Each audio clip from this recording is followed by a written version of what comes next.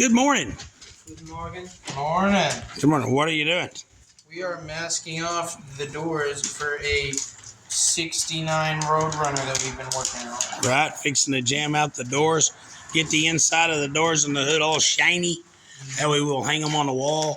Man, we went to a car show the other day, and you'd be surprised at how many cars, and a lot of people don't think of this, when they paint their car, and they'll paint one piece at a time. When they paint one piece at a time, differences in temperature and barometric pressure, and variables. There's so many variables. And you notice a lot of cars have all the panels are different colors. Yeah, it wasn't that bad with most of them, but I remember this one yellow.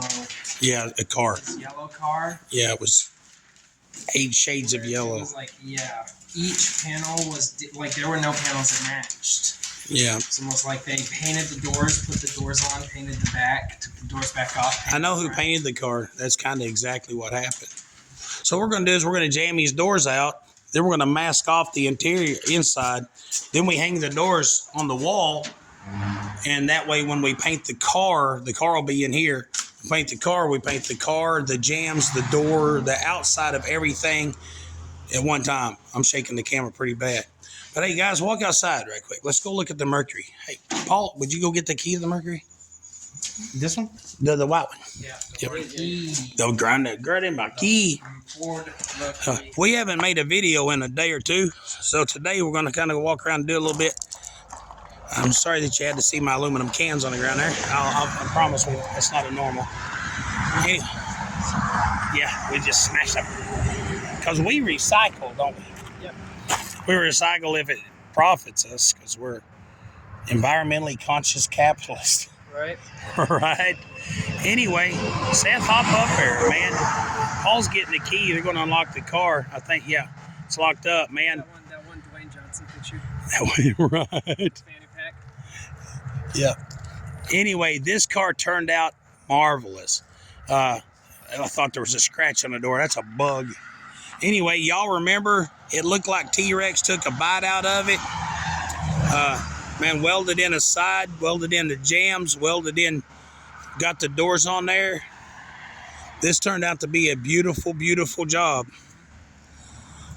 Paul, you want to unlock the car? Yeah. Yep. There you go. See there?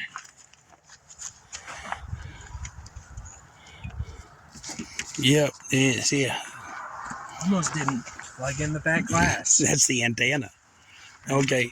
It is, yeah. Anyway, the interior turned out really nice. The doors open and closed just perfect. Yep. See there? Yes. This turned out really nice. Guys, okay. Could y'all do this again? Yeah. Right? Yeah, that was a learning experience, wasn't it? Yeah, it was. They say measure twice, cut once. Actually, you measure measure. Cut, remeasure, cut. Yeah, that happens sometimes. Samuel, we got the steering knuckle off his car. We posted a video about that. Today I want to share something with you. I got a customer, a guy in my church, good guy. This is him and his dad's old truck. And he's wanting to know, it's kind of one of those, in Vice Grip Garage, how they do those, it's been set for 25 years. Will it start and drives 18,000 miles home? Well, today the answer is, where'd Paul go? Back to work? Probably. Yeah, but anyway, kind of like it's been setting for, 15 years? 10, 15? Yeah, I think he said, well, anyway, it's not going to start because we put a battery on it. And that motor's locked up tighter than a tick. So that motor's locked up so tight. We jumped the solenoid to the charger, and that thing went. And then, yeah. So we backed up, and we went again. It went. There's Paul. There comes Paul. So no. This will not drive 1,500 miles home. Well, you know why it won't drive 1,500 miles home? Because it won't drive like Paul said. What was that, Paul? Ain't got no gas in it. Yeah, ain't got no gas. It won't drive 2 feet to the shop. Ain't got no air in the tire. So anyway, we're fixing to put a set of used tires on it. But first, I want to hear that motor start before I go jacking it up and putting tires on it. So what I'm fixing to do here in a minute, we're going to take spark plugs out. We're going to take the spark plugs out And we're going to put oil down the carburetor, some PB blaster in the cylinder holes. We're going to... Yeah, I got my breaker bar at the house where I'm working on my own car, so I'm fixing to bring a big cheater pipe breaker bar over, and we're going to see if we can't get that motor to turn. I called Christian. There goes a big truck. Christian said that when his dad got the truck that the motor was stuck and that he had to spray WD-40 in the cylinders and wiggle it back and forth to get it, but he said after that they drove it for years. Now, I'll tell y'all a funny story. Y'all's Grandpa Carter had an old 65, 64, maybe a 62 or 3. Is that body style, right? 62 to 65. Yeah. Flatbed Ford truck had the same motor. It had the 292 in it, and it was stuck, and he sold the farm, so me and your Uncle Joe went over to pull it off with a tractor. So we're pulling it across the field with the tractor, and just for kicks, I dumped the clutch because Joe was in a gigantic case tractor. And I dumped the clutch just to watch the back, just to feel the back end fishtail across the field. Then all of a sudden it quit fishtailing. And what happened was the motor broke free. Oh. And we're driving down the road. This is going to sound like I'm lying. It is, because this was before the government put stuff in gas to make gas go bad. Gas would it'd get old, but it still burn. It stink, burn your face, but it still burn. So we're going across the field, and I dumped the clutch, the motor breaks loose, and I looked down, the oil pressure gauge was setting on 45 pounds of oil pressure. So when it dawned on me, the motor's turning. Right. So I reached up and turned the key on, just turned the key on. And it had the old generator set up on it.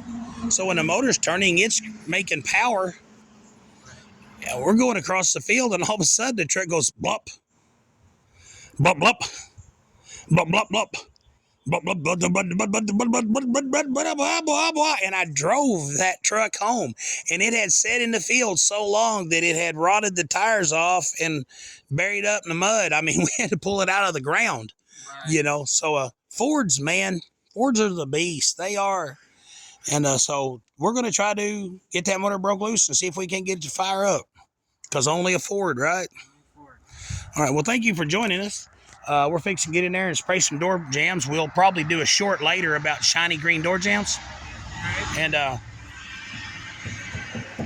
you guys got anything y'all want to add? If you don't see a short about the door jams later, we just forgot, and it did not go wrong. Paul, you got any advice for our viewers? Nothing comes to mind, man. Click like. Click like and subscribe. Leave a comment. Man, you guys realize we got over 200 viewers? That's crazy. Yeah, we do. And I looked at it the other day, it was 200 plus. And we want y'all to know, man, you 200 people, you're the bomb.